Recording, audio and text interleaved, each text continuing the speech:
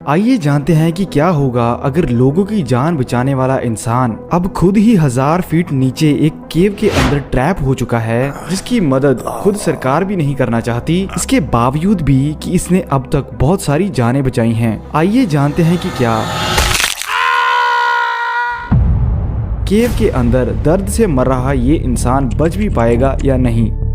सिसिलियो low-pass नाम का ये इंसान बहुत लंबे टाइम से केव्स को एक्सप्लोर कर रहा है। अब उसका पैशन ये था कि अनएक्सप्लोर जितनी भी केव्स इस धरती पर बची हैं, वो सारी की सारी एक्सप्लोर करेगा सबसे पहले जाकर। और इसी दौरान उसे पता चल जाता है कि दुनिया के सबसे बड़े जंगल में एक ऐसी केव है जिसे अब तक किसी ने एक्सप्लोर नहीं किया। और सबसे बड़ी बात उसे ये बताई गई कि उस केव के अंदर आर्कियोलॉजी की बहुत सारी पुरानी चीजें उसे मिल सकती हैं। तो इसीलिए सिलेलियो भी तैयार हो जाता है इस केव के अंदर जाने के लिए। और उसे पता चलता है कि ये केव 2.5 किलोमीटर लंबी है, जिसके बीच बहुत टाइट रास्ते हैं जिन्हें पार करना बहुत ही ज्यादा मुश्किल है। और केव की साइड पर ऐसे नुकीले पत्थर भी हैं जो 1 सेकंड में किसी भी इंसान का सीना चीर कर रख दें। और इन सबसे भी बड़ी दिक्कत ये थी कि ये केव अमेज़न के जंगलों के बिल्कुल बीचों बीच है, जिसका मतलब ये था कि पीछे से किसी भी रेस्क्यू टीम या किसी और मदद का पहुंचना लगभग ना के बराबर ही है। ये सारी दिक्कतें सुनने के बाद भी सिलेलियो अपने आप को रोक नहीं पाया और लगभग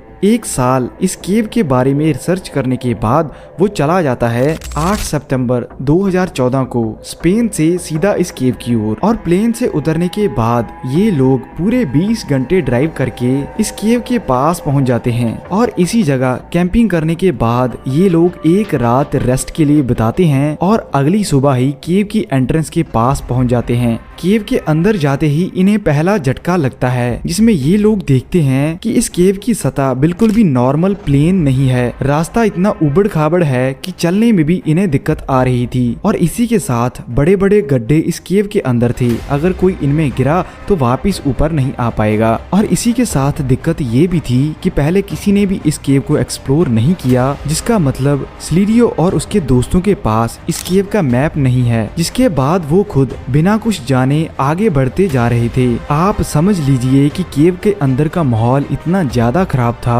कि पूरे 1 दिन के अंदर इनकी टीम सिर्फ 100 मीटर ही आगे जा पा रही थी, क्योंकि जब भी इन्हें किसी गड्ढे को पार करना था तो ये लोग पहले एक पत्थर में ड्रिल करते थे और एंकर पॉइंट के जरिए अपनी रस्सी उसके ऊपर टांग देते थे। पर अब तक खुशी की बात ये थी कि इनके पास इतना ज्यादा सामान था कि ये लोग आगे बढ़ते हुए इसी केव के अंदर रात बिता लेते थे। और प्लस पॉइंट इन्हें साथ ही आर्कियोलॉजी की बहुत सारी पुरानी चीजें भी मिल रही थी, जो केव में आगे बढ़ने की एक्साइटमेंट और भी ज्यादा जगा रही थी। और अब इस टाइम तक सारी चीजें उनके प्लान के मुताबिक हो रही थी। और अभी तक इस केव को एक्सप्लोर करते हुए उन्हें पूरे 10 दिन हो चुके थे और ये 10वां दिन उनका केव में आखिरी दिन था। पर कोई भी नहीं जानता था कि आगे इतनी बड़ी ट्रेजेडी उनके साथ होने वाली है। अपने आखिरी दिन ये लोग केव की एंड पर बने हुए 13 रूम नाम की एक लास्ट जगह पर पहुंच जाते हैं। आपको बता दें कि ये केव का सबसे ज्यादा खतरनाक एरिया था, जिसके अंदर इतनी टाइट जगह भी थी कि सिर्फ इंसान का सर ही उसके अंदर जा सके। पर धीरे धीरे ये लोग इस केव के अंदर आगे बढ़ते जा रहे थे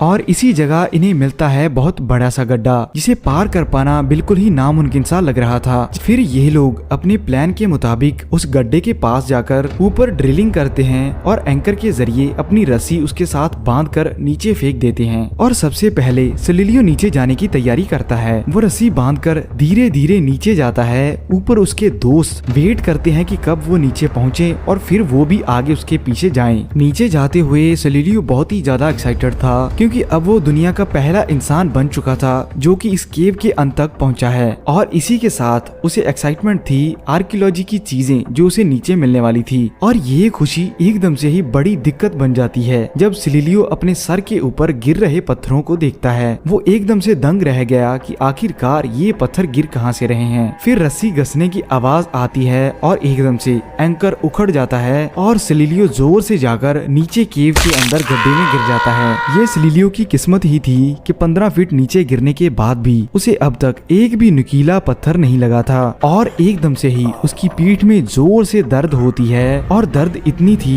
कि वो जोर जोर से चिल्लाता है और उसे ऐसा फील हो रहा था कि उसकी बॉडी की हर एक हड्डी टूट चुकी है और ये दर्द धीरे धीरे और तेज होता जा रहा था। जिसके बाद सिलिलियो की चीखें पूरी केव के अंदर फैल रही थी और ऊपर खड़े हुए उसके दोस्त भी जान जाते हैं कि सिलिलियो के साथ ये क्या हो गया है और इसका कारण था कि सिलिलियो की पसलियां टूट चुकी थी। इतनी दर्द के बीच भी सिलिलियो ट्राई करता है कि किसी न किसी तरह वो उठकर खड़ा हो, पर ऐसा नहीं हो पाता क्योंकि सिलिलियो को खड़े होते टाइम अपनी टांगे ही महसूस नहीं हो पा रही थी। दूसरी साइड उसका दोस्त रस्सी लगाते हुए नीचे उसके पास पहुंच जाता है और नीचे सिलिलियो को आधा मरा हुआ देखकर एक बार तो उसकी भी जान सी निकल जाती है, पर फिर भी हिम्मत ना हारते हुए वो ट्राई करता है कि वो सिलिलियो को उठाए, पर ऐसा करते ही सिलिलियो को और तेज दर्द होता और वो जोर जोर से चीखता। और अब उसके दोनों साथी दिमाग लगाते हैं और एक सिलिलियो के पास रुकता है, दूसरा केव से बाहर जाकर मदद की गुहार लगाता है। पर इसी के साथ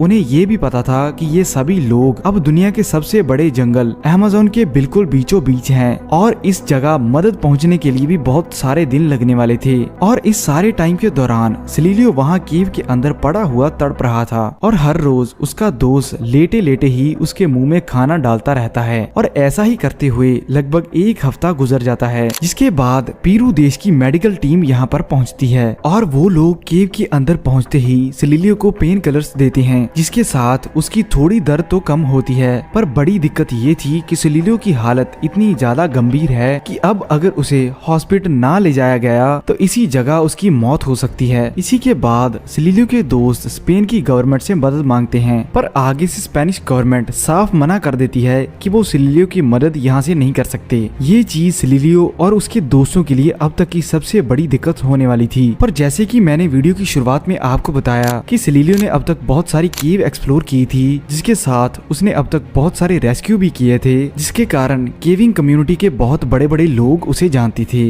जिसके बाद केविंग कम्युनिटी के बंदे पूरी दुनिया से इकट्ठे हो जाते हैं सिलिलियो को बाहर निकालने के लिए और इनमें से ही 10 केवर स्पेन से जल्द ही अमेज़न के जंगलों में पहुंच जाते हैं। और इसके 1-2 दिन बाद ही पूरी केविंग कम्युनिटी से लगभग 100 बंदे सामने आते हैं जो बोलते हैं कि वो किसी भी तरह सिलिलियो को केव से बाहर निकाल लेंगे। और अब तक केव के अंदर ट्रैप हुए सिलिलियो को पूरे 12 दिन हो चुके थे और अब सिलिलियो की जान बचाने के लिए रेस्क्यू मिशन शुरू हो जाता है, जिसमें सबसे पहले ये केवर्स एक बहुत बड़ा सा स्ट्रेचर लाते हैं जो बहुत ज्यादा स्ट्रॉन्ग था और वो नीचे जाकर सिलिलियो को इस स्ट्रेचर पर डाल भी देते हैं। पर यहीं खड़ी होती है एक और बड़ी दिक्कत कि नीचे आते टाइम तो सिलिलियो अपने होश में था, वो हाथ पैर हिलाते हुए टाइट रास्ते क्रॉस करते हुए इस केव के अंदर इतनी नीचे आ गया था, पर स्ट्रेचर को ऐसे ही वापिस ऊपर लेकर जाना बहुत ज्यादा दिक्कत का काम था। जिसके बाद सभी लोग एक और प्लान बनाते हैं और इस लास्ट पॉइंट से लेकर केव की एंट्रेंस तक ड्रिलिंग करने के बाद रोलिंग सिस्टम में रस्सी डाल देते हैं और ये रस्सी आगे बांधी जाती है सिलिलियो के स्ट्रेचर के साथ। धीरे धीरे रस्सी खींचते हुए स्ट्रेचर भी ऊपर जा रहा था, पर इसी दौरान सिलिलियो की चीखें निकल रही थी